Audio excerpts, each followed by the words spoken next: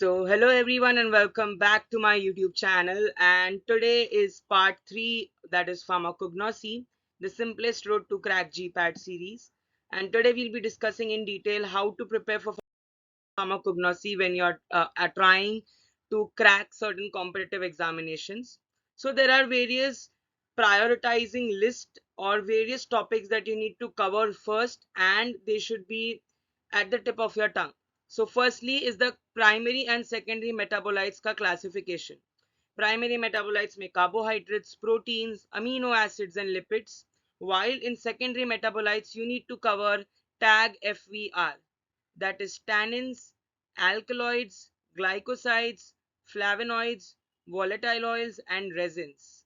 You should know their individual classification. Like in tannins, there are hydrolyzable tannins and condensable tannins.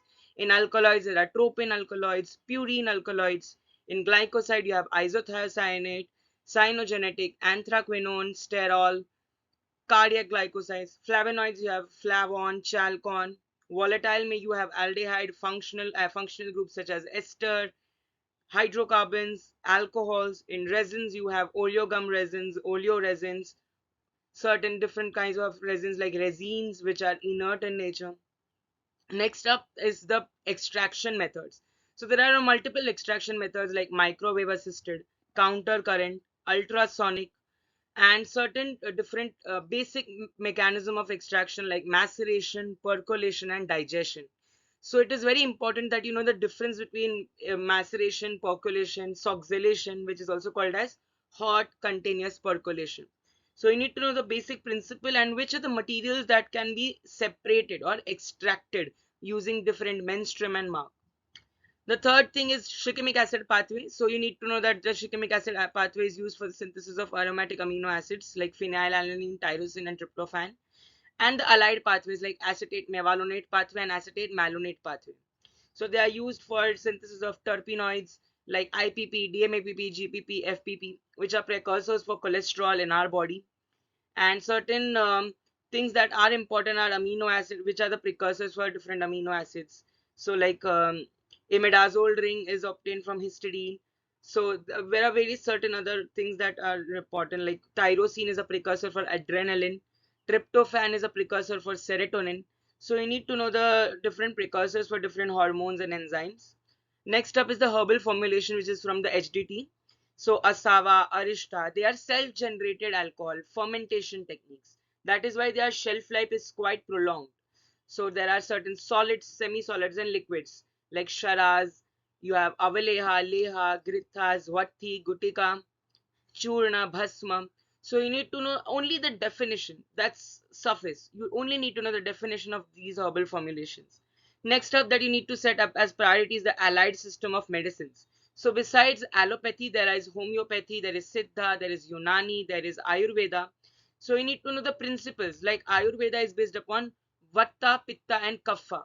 Pitta means metabolism and Vata Kapha means heat, your complexion, etc.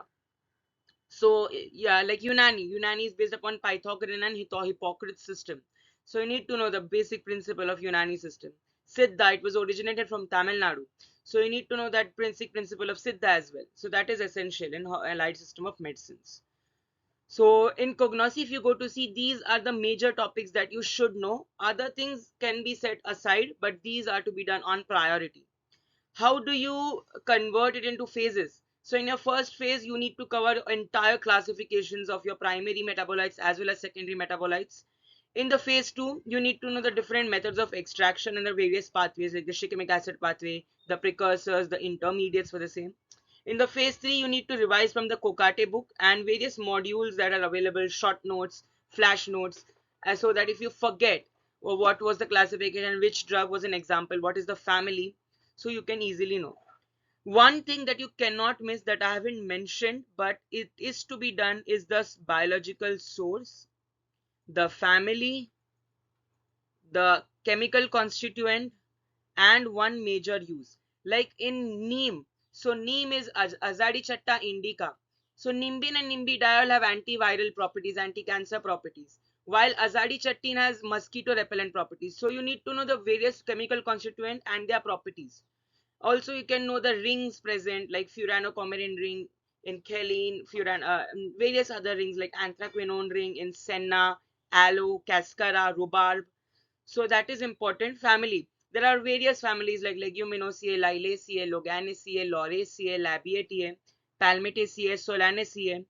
So you need to know the family, the biological source, the genus as well as the species. So like if you say digitalis, so digitalis has digitalis lanata as well as digitalis purpurea, the two various source.